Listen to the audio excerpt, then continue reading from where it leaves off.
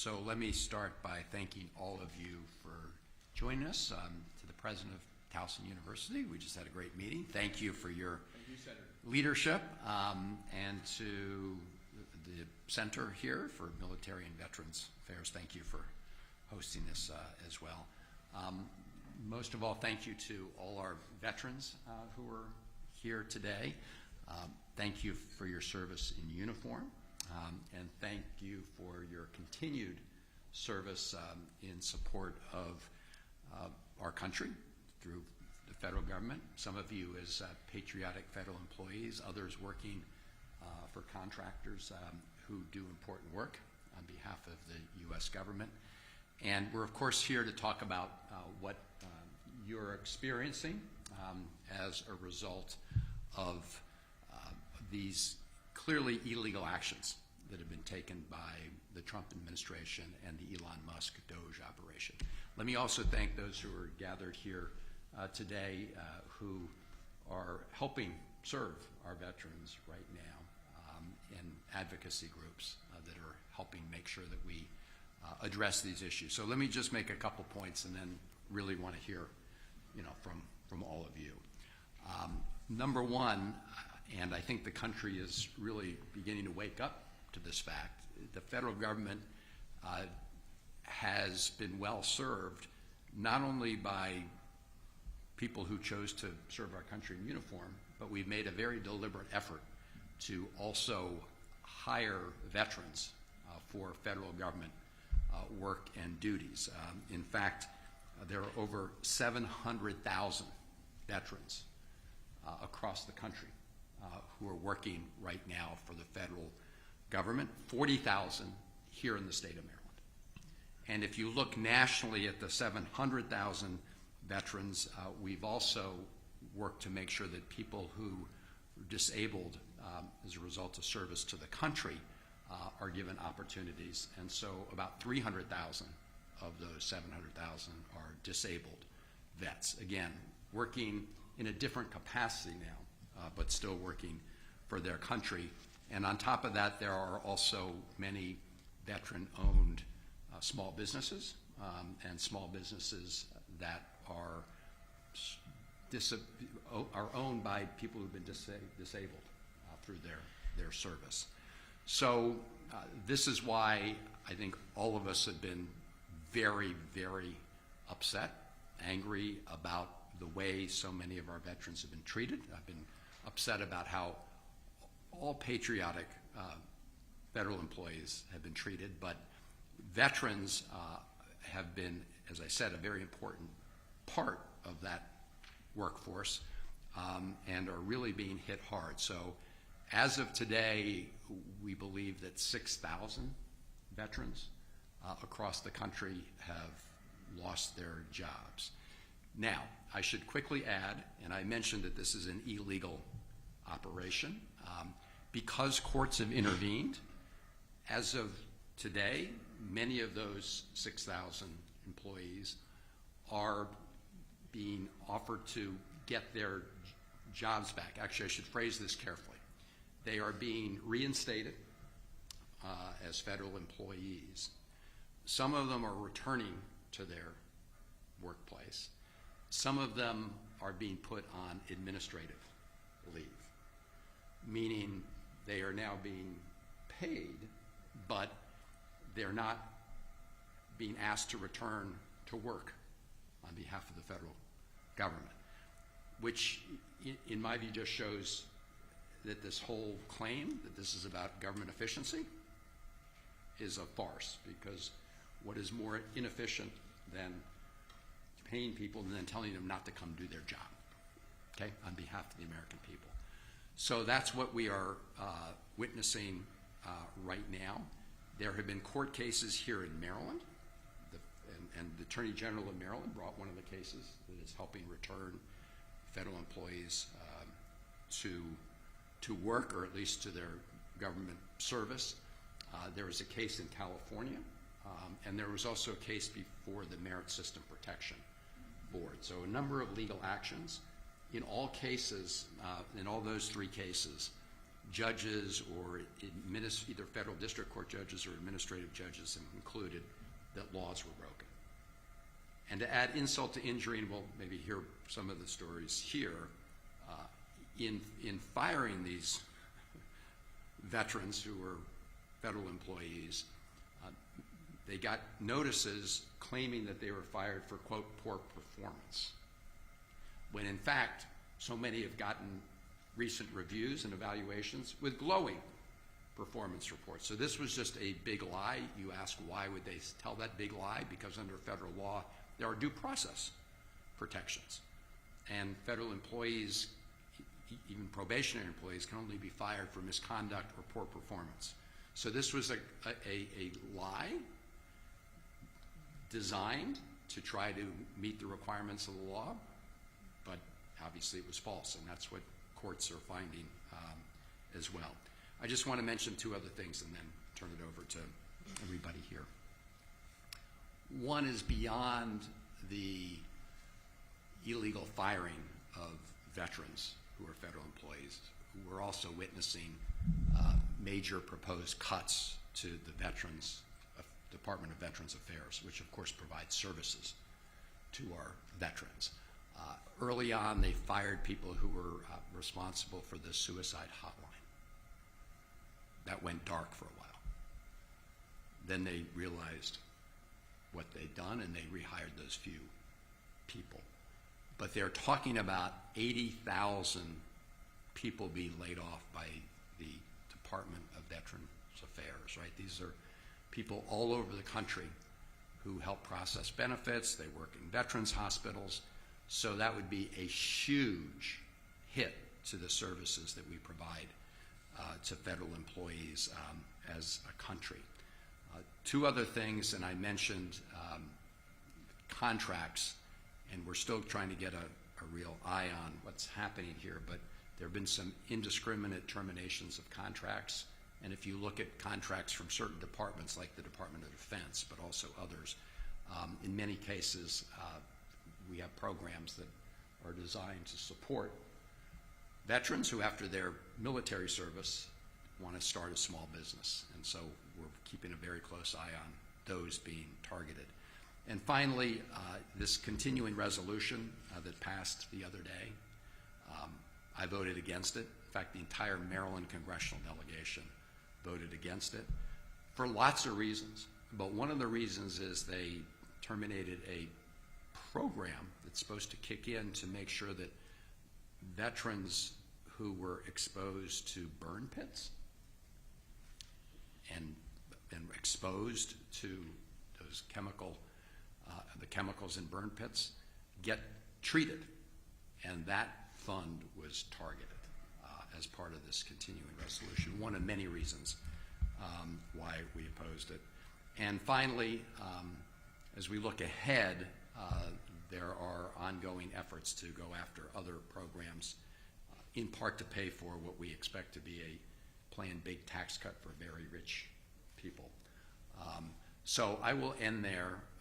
I do think this is a great betrayal of so many in the country, but especially a betrayal of our veterans. And I want to again thank those of you who have served and those of you who then continue to serve your country in the federal government or in other capacities.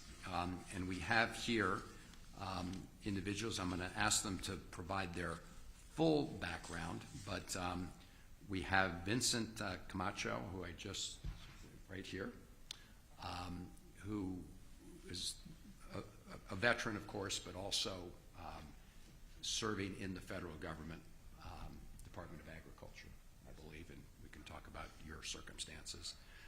We have Ronald Mark Hill, who is also here. I believe you were at the Department of Veterans Affairs. And then we also have Octavia Haydem, who has worked for a contractor whose contracts were shut down, or you lost your job, even as a veteran. I should point out we had two other veterans who were federal employees who were originally going to participate in this roundtable. They, like many, and I think you may have also just, we can talk about it in the last couple hours, heard something, but they expect to be reinstated. They were probationary employees, and they decided not to come. I respect their decision, but it is an indication of the fear that is permeating the federal government, federal employees, including our veterans. And so it's always a bad thing in our country when people are fearful of the actions of their own government, especially veterans who've served in uniform for our country. So let me turn it over, if we can start with you, Mr. Camacho, and just, again, thank you for being here to tell your story. I think it's really important that people understand right now what's happening. Thank you, sir. Okay. Thank you, sir. Good afternoon, Senator Van Hollen, fellow veterans, ladies and gentlemen. It's an honor to be here today joining a conversation with individuals who have selflessly dedicated their lives to service. I want to take a moment to share a bit of my journey and why this conversation holds such personal significance. I enlisted at the age of 17 in the year 2000, with my parents signing a waiver for me because I was too young to make that commitment on my own. Serving my country has always been my calling. Throughout my time in the Air Force, I was deployed 7 times. My first deployment was to Kuwait, just 3 months after the towers fell. My second took me to Iraq, 3 months after the invasion began. At the time, my wife was 3 months pregnant with our oldest daughter, who now proudly attends Towson University. Let's go to you, Tigers. Yeah. My subsequent deployments took me to various Middle Eastern countries and the Balkans. Serving in the Air Force was more than just a career. It was a deep commitment to defending our nation and standing alongside those who shared that mission. I retired last year after 24 years of service. Those years filled with challenges that tested my resilience, but they also provided invaluable lessons in leadership, teamwork, and perseverance. Throughout my service, I faced the intensity of high-pressure environments, adapted to rapidly changing circumstances, and worked alongside exceptional individuals committed to serving our freedoms. These experiences not only shaped my values, but solidified my lifelong dedication to service. As a proud disabled veteran, I've learned firsthand the significance of resilience and the strength that comes from overcoming adversity. After retiring from the Air Force, I chose to continue my service to my country and the people, applying the skills and lessons I gained to a new mission.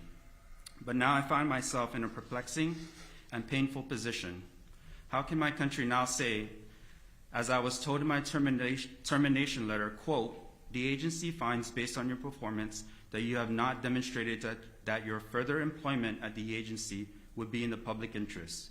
For this reason, the agency informs you that the agency is removing you from your position as program analyst with the agency and the Federal Civil Service effective February 14, 2025. As a probationary employee, my service to the agency and my ongoing commitment to our nation's interests are suddenly deemed not in the public interest. What does that say about my service in Kuwait, Iraq, Kosovo, and other locations? Does that count for nothing? Did I ever once complain about deploying during my 24 years of service? No, not a single time. In the short 7 months I've spent as a federal employee, I've made a tangible impact. I've shaped international food safety standards, collaborating with other government agencies, industry experts, and global organizations to ensure that U.S. food safety policies are effectively represented in international discussions. My work involves providing data-driven insights, facilitating key meetings, and building essential partnerships that support global food safety and fair trade. And so now, the VA is under threat. The country that so many veterans have served is now gutting the very agency that was created to take care of us. And so I thank you, Senator Van Hollen, for your unwavering support of veterans and public servants alike. And to my fellow veterans, thank you for your dedication and sacrifice. It is a true privilege to be with you today. Thank you. Thank you very much, first of all, for your service, but thank you for being here to tell that story, because people throughout Maryland, throughout the country, need to know exactly what's happening. to everybody, including our veterans. So thank you. Next, we'll hear from Octavia Hayden. Thank you, Senator. Good afternoon, everyone. I didn't prepare anything. We'll see in a few minutes if I regret that. My name is Octavia Hayden. I recently was laid off from my role supporting the Department of VA as a federal contractor. I supported in a communications and marketing capacity for the Office of Integrated Veteran Care and also for the Office of Healthcare Innovation and Learning. I also joined the military at 17. My parents signed a waiver, and I spent 6 years in the Marine Corps active duty. 3 of those years I spent overseas, serving in diplomatic security in Haiti, Italy, Kyrgyzstan. And when I came home, I was very thankful that I had the opportunity to pursue education. I came here to Towson University, go Tigers, and got my bachelor's degree, and then I went on to University of Maryland and got a master's in business. So when I got my job supporting the VA, it just made the most sense in the world to me.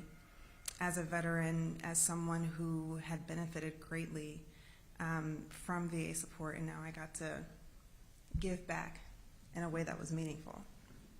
So about 3 weeks ago is when I got my notice that my job was no longer going to be supported and the contract had been canceled.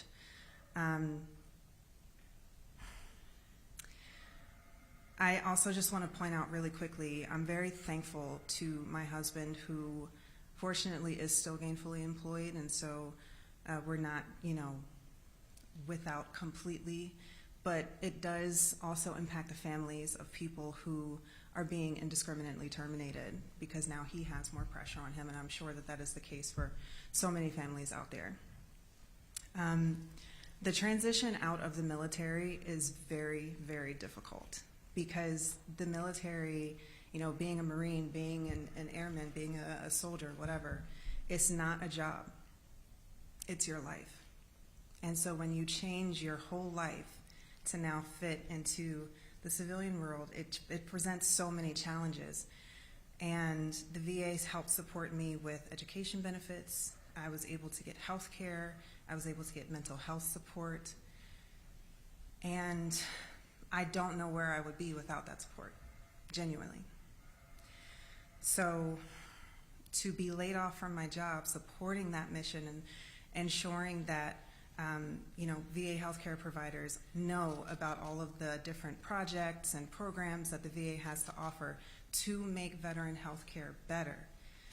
I know that the VA is not a perfect institution. I do not believe that indiscriminately laying off all of these people, contractors, federal employees, 80,000 more by the summer, is going to make anything better for any veteran anywhere. And because the VA is a third, in terms of makeup, a third of all employees at the VA are veterans themselves. So now, with this layoff, I have another transition to make, as do so many people, where the thing that I have centered my life on, which is the VA, I got my paycheck from the VA, my health care benefits from the VA, and my disability compensation from the VA, which I thought was safe. And now it's not. And while I still have my other benefits, I do worry, because it feels like those are also now put into jeopardy. So I'm happy to be here today to share this story.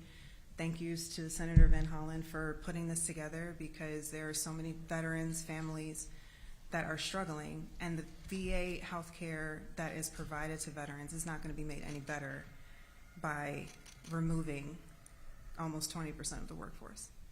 So again, thank you for having this. Thank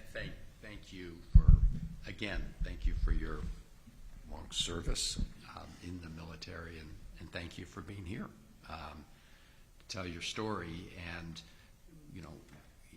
as your story points out, in addition to veterans who were part of the federal official workforce, we had lots of veterans helping the VA in a contract position. And and they have not yet, you've not yet, been able to return to work, obviously. So thank you for being here. Next, we're going to hear from Ronald Mark Hill. And again, thank you for, oh, you got a mic. All right. All right. I would like to preclude this with, thank you, Senator Van Hollen. I am one of those lucky individuals, and I feel so bad about my comrades that I was reinstated. When I got terminated, I contacted the senator's office. I'd seen something on X from Senator Duckworth, Tammy Duckworth, that said contact your state senator, and that's immediately what I did, and I also appealed by the board. By that Friday, I had gotten an email from his office, and by that next Friday, I had been reinstated. Now, I don't know if that was because of the senator's office, but I do thank him for whatever was done in that time period to get me reinstated before some people are getting reinstated right now. And I also am a little nervous because 80,000 veterans are going to lose their jobs. I am a service-connected disabled veteran, and I do work for the Veterans Administration underneath the VBA. And so for me to get terminated as a veteran, it was really tough, but his office has been a tremendous help in this process. So I just want to preclude my speech before I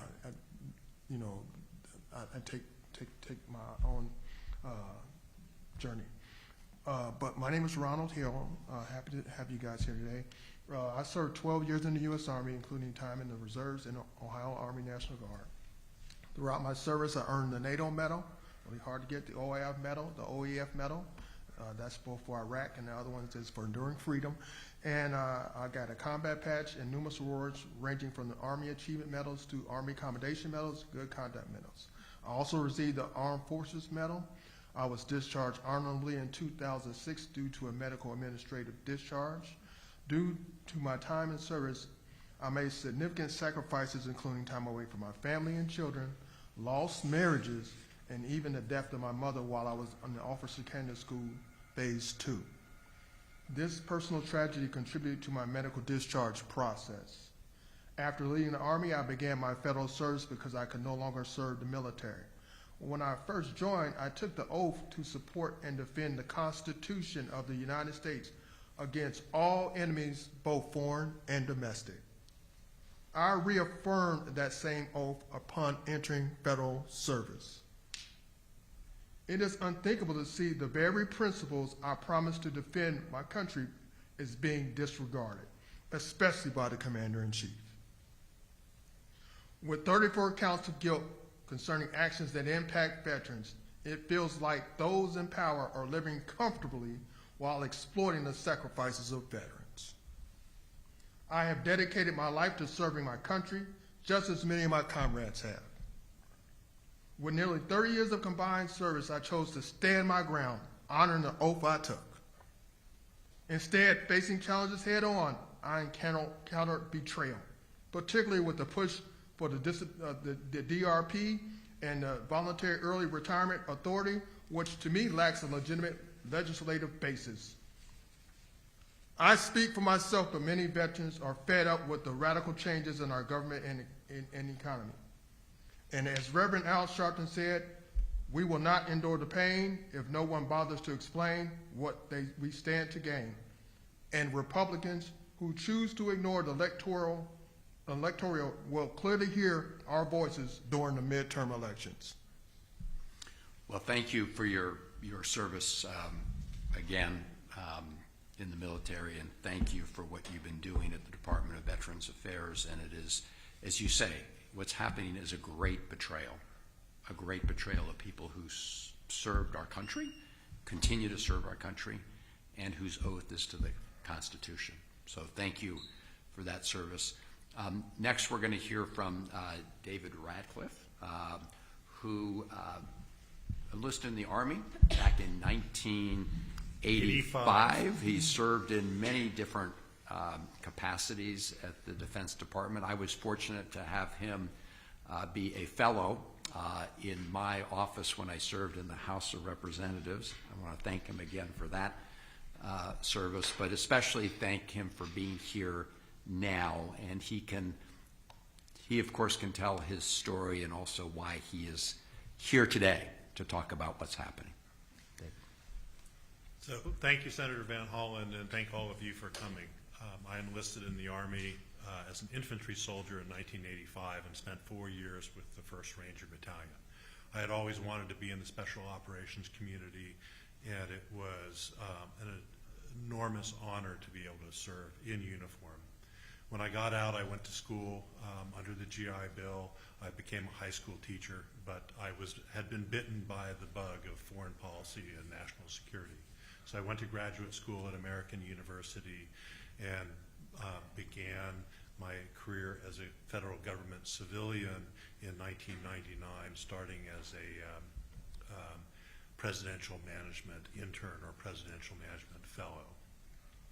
I served in the Office of the Secretary of Defense, where I specialized in Africa security policy, security cooperation, counterterrorism, and cyber policy and cyber strategy.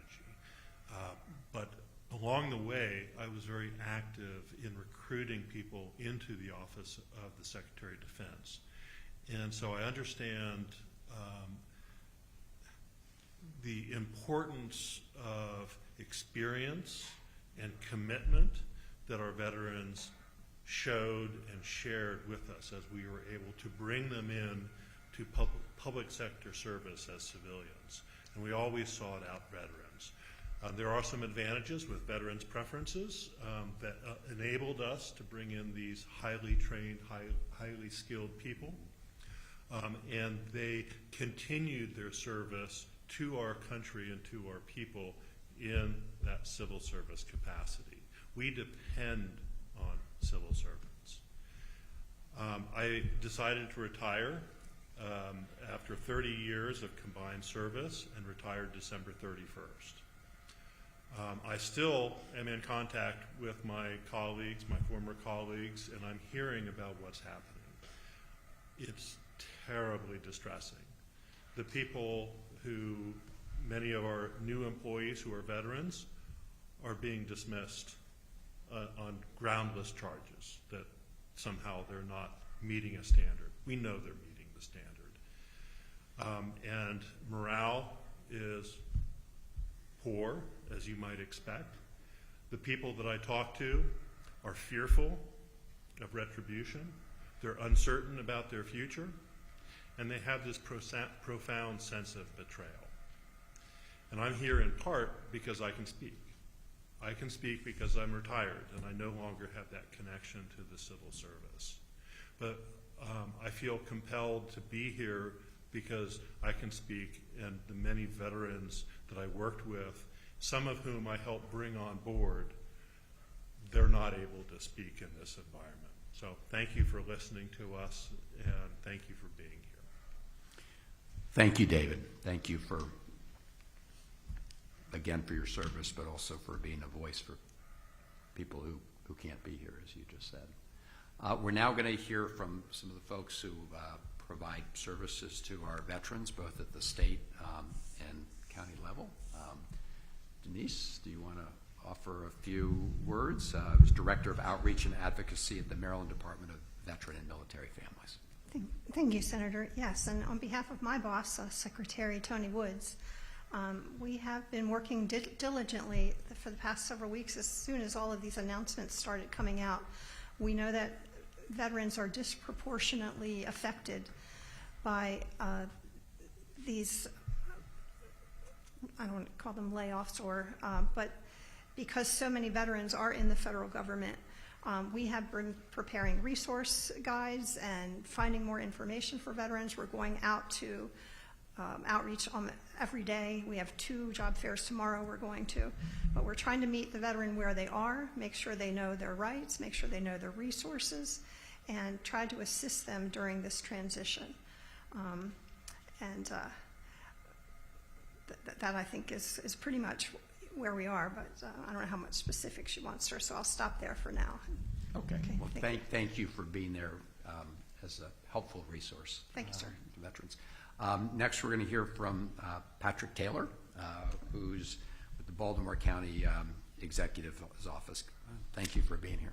Thank you very much for having me, Senator, and thank you to everyone here who served. It's greatly appreciated, your service. As the liaison for the County Executive's Commission on Veterans Affairs, I basically handle a lot of the veterans issues that come into the county. Unfortunately, on our end, because we are not the VA, a lot of what we then do has to go through veteran service organizations, through Denise and her team, or through our congressional partners to get assistance.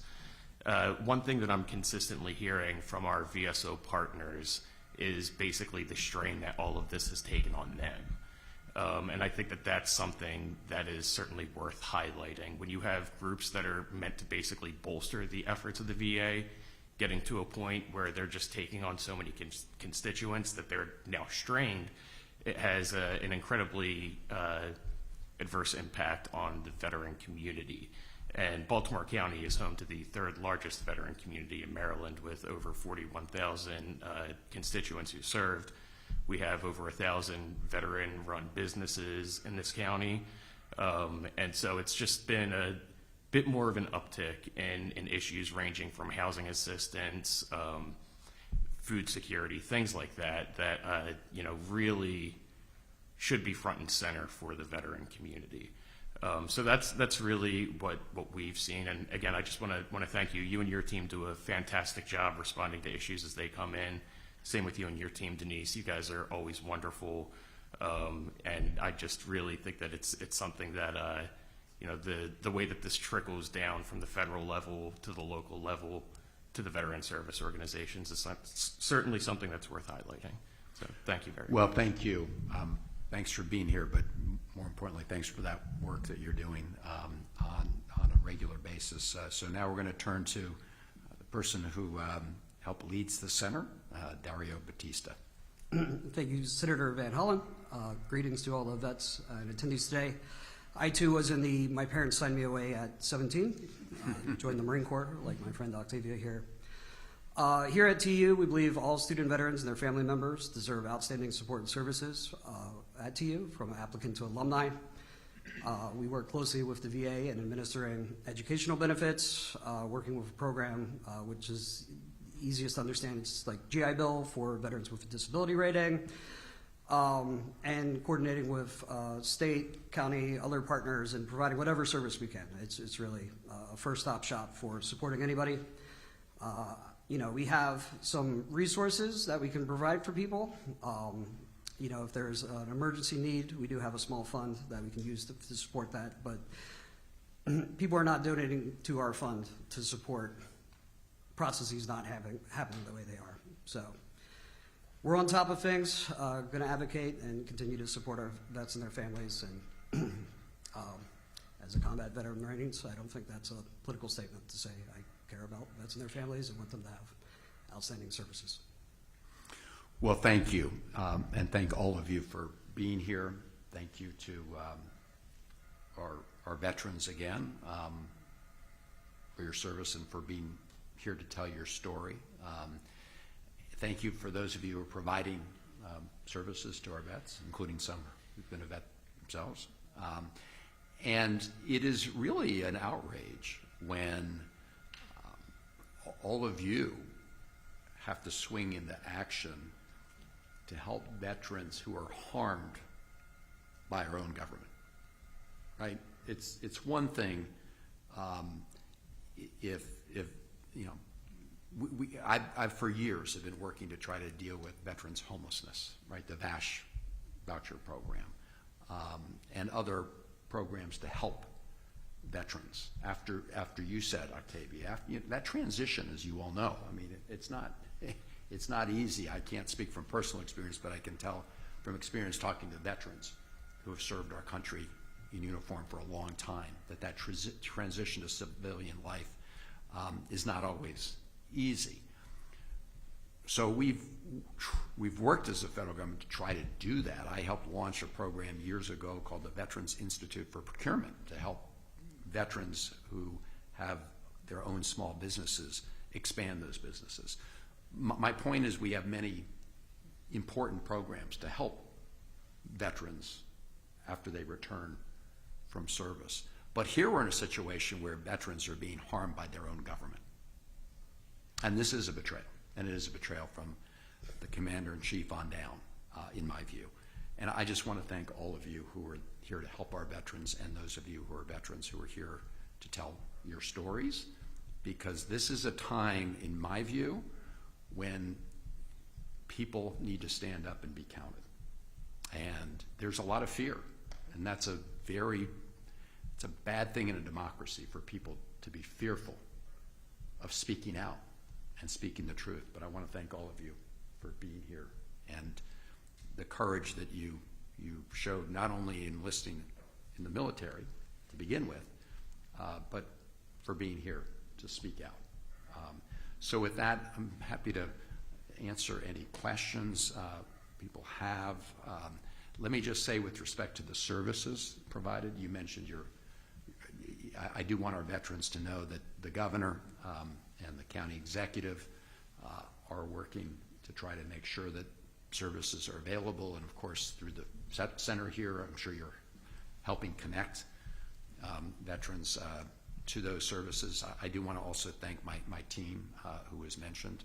I have a number of them here, but I have Terry Weathers is my Deputy Chief of Staff. Ashima Talwar is the head of our whole state operation. Jessica Clayton is here, our Baltimore County regional person, and have members of our great press team as well. But I want to thank thank them also for all the work that they're doing at this moment. So let me ask our veterans who are here in terms of your next steps and services. Maybe I know for Vincent and Ronald that you got the notice that you're reinstated. Yes. But as you pointed out, and as we worry, the next step is to try to go through this RIF process. Correct. This more formal process. So for people who are listening who aren't following this closely, the first effort was to fire probationary employees, which, as David pointed out, included a lot of people who were recently retired from the military and taking jobs, included a lot of young people. It includes people who may have served in the federal government for a long time and been recently promoted based on merits. But the plan in some of these agencies, not all, is to then conduct these major reductions in force, including, at least according to reports at the Department of Veterans Affairs, where they're talking about riffing 80,000 veterans. So maybe Ronald, you could just talk for a moment to the situation you're actually in right now, because you've gotten a notice, I believe, because of the court orders. Have you been officially reinstated, or what is your status? Yes, sir. I was officially reinstated, but this is what is really troublesome to me. So if you can answer this question. On March 13th, every agency was supposed to turn in their plans based on the Yes. reductions. Also on March 13th, the judge had ordered the president to reinstate federal employees that had been wrongfully terminated, and especially like 4 or 5 agencies, Department of Defense, VA, there was a couple more that was slotted. Haven't seen those folks just as of yet. So as we're talking about reducing and coming to a reduction, how does that work when they were supposed to also didn't know in those plans that they submitted they were going to have to bring people back? And also the last question that I have for you, okay, and I know I shouldn't do this, but No, it's good. since the RIF has a legislative process, and it goes through how you do this down all the way down through the last thing that you get to in a RIF is your performance. So first of all, people don't know that they're hollering about performance in the front end. Actually, when you look at the RIF guidance, performance is the last thing. Okay, so why are they going to stick to the RIF guidance that is legal? Are they going to institute the RIF illegally based on the illegal actions they've already done. Because if they don't stick to the process of the RIF, it doesn't even matter. Yeah. And that's what my colleagues right now are we're trying to figure out, because there are points to this thing. It's a very good question. It points to the total reckless approach that's been taken, the callous approach that's been taken. And you're right, so there are two separate things that are going on at one time. One is the illegal firing of probationary employees. And as you just determined, the judges have now ordered these agencies to return illegally fired people to work. Okay? Now, in some agencies, as I mentioned earlier, we've just learned that they intend to put people back on the payroll, but put them on administrative leave instead of actually returning to do their work on behalf of the American people. So we're looking at that issue right now. That relates to probationary employees. The other thing, as you said, that was going on is their effort to go through the RIF process, which are bigger reorganizations, but it's just another cover, in my view, for them to try to dismantle very important functions of the U.S. government that help all Americans, including the functions at the Department of Veterans Affairs that help our veterans. We have not yet seen those RIF plans. As you say, they were due on March 13th. That's the date that these agencies were supposed to provide the plans to the Office of Management and Budget at the White House, which, by the way, is headed now by Russ Vought, who's one of the chief authors of Project 2025. That, of course, is the project that, as a candidate, Donald Trump said, I don't know anything about that, because he knew how unpopular it was. But now the architect of that is the person who is the main budget person for the U.S. government, head of OMB. So the RIF plans were supposed to be submitted by agencies to this guy, Russ Vought, at OMB on March 13th. We haven't seen them, but you're absolutely right. The RIF process is spelled out in great detail as to how it's supposed to work. There are due process rights. There are notification requirements. Some of the congressional committees, and I serve on the Appropriations Committee, have been very clear that they have to provide notice to the Congress. Traditionally, and of course tradition is thrown out the window now, and when I say tradition, I mean on a bipartisan basis. In the past, when the executive branch wanted to do a RIF and they submitted their plans to the relevant committees in Congress, if the relevant committees in Congress, if the chair and the ranking member disapproved, past executives have respected the Congress, because Congress has appropriated the funds that these agencies use to operate.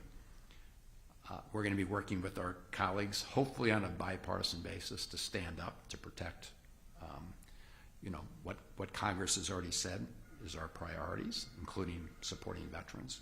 So we'll see. So that's it was a really important question that goes to the heart of the uncertainty that we're facing right now. Probationary employees illegally fired. Courts had to intervene to do that. And now you have this other process that's ongoing to try to get beyond probationary employees. They picked on probationary employees because probationary employees have the least protections when it comes to where they can go to seek judicial relief. Fortunately, the courts have intervened there, but now they're trying the next step. I should mention one third piece to this, which we've not raised, which is on top of the RIF effort, there's an effort through what's called Schedule F. So Schedule F is an effort for them to replace about 50 to 60,000 merit-based civil servants, and all of you are merit-based civil servants, but to replace merit-based civil servants by declaring their positions to be political positions, and then they can replace merit-based civil servants with political cronies. This is a third part of their plan, and we're going to fight them every step of the way, in the courts, in Congress, and in communities around the country. Are there any other? So you want to elaborate more on your current situation, because I know you just got some information this morning, and we're grateful that you're here as well. Yes, sir. I received an email just yesterday from my human resources that basically says I was reinstated to my position. However, I am placed on administrative leave pending further guidance. And so at the moment right now, I'm not even sure when I'll be returning to work, or at this point if I'm even going to be returning to work after, like we just talked about, the rifts ongoing. So I guess my question, if you don't mind, Senator, is how can we ensure that these veterans that are affected won't face refirings once the judicial stay is lifted? Right. So this is the issue that Ronald was raising too, which is that their first plan was found to be illegal. Anyone could have seen that it was illegal what they were doing.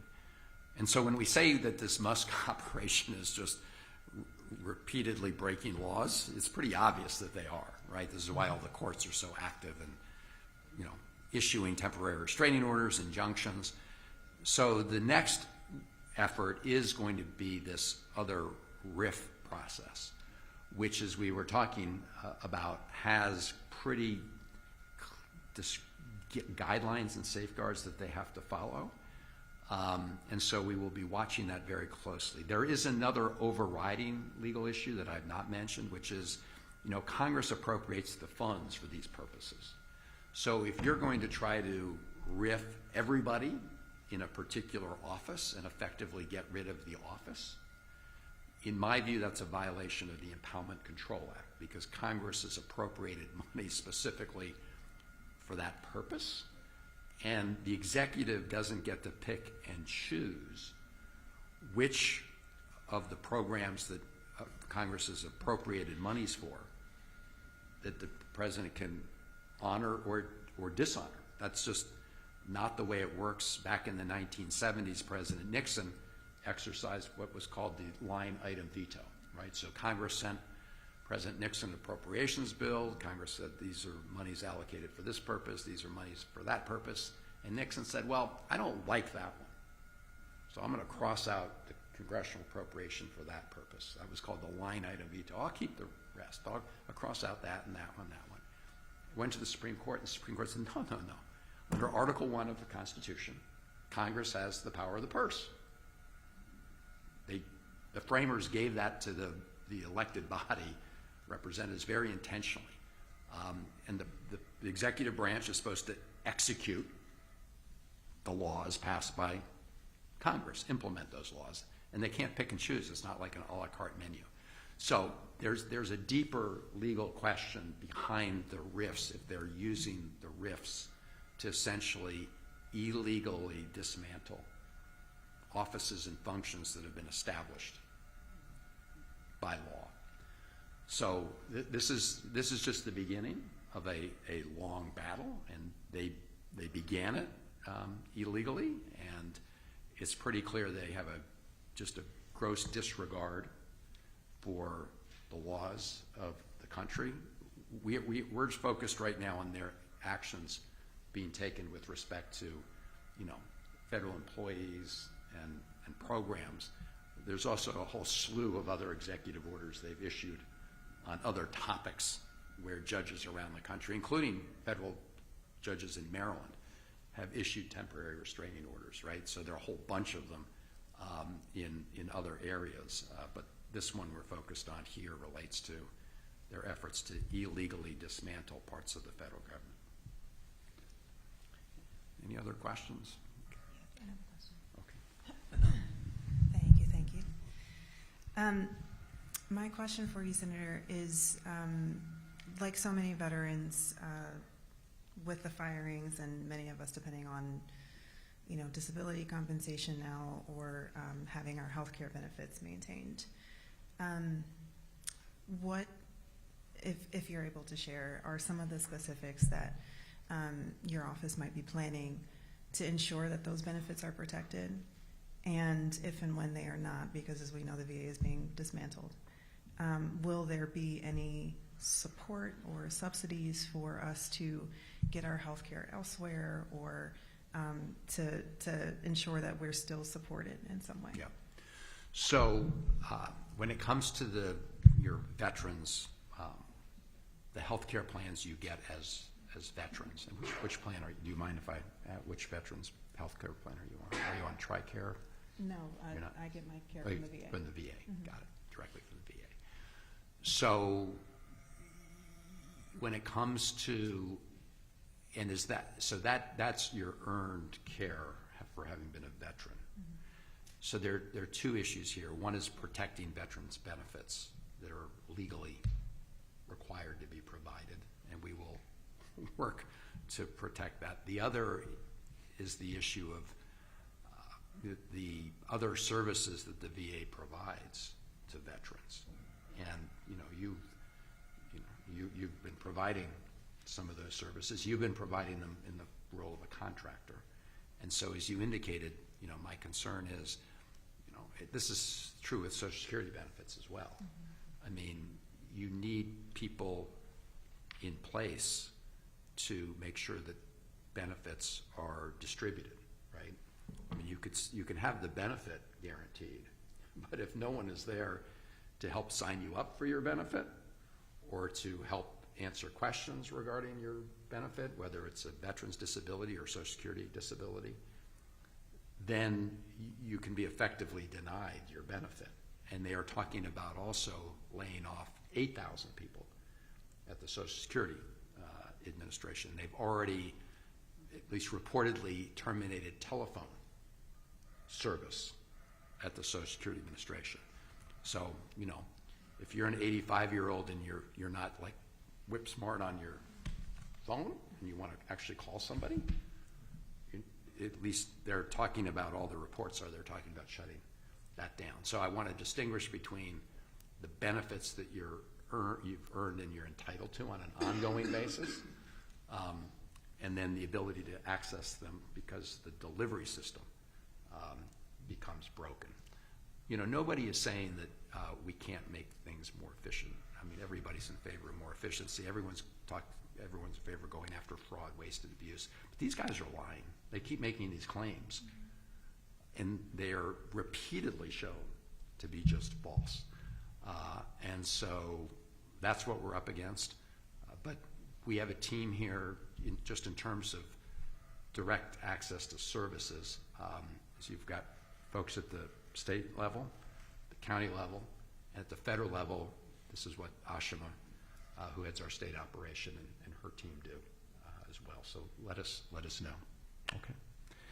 Thank all of you very much for being here. I don't know if we have any questions from anybody in the room, but if not, let me just close by thanking all of you for being here.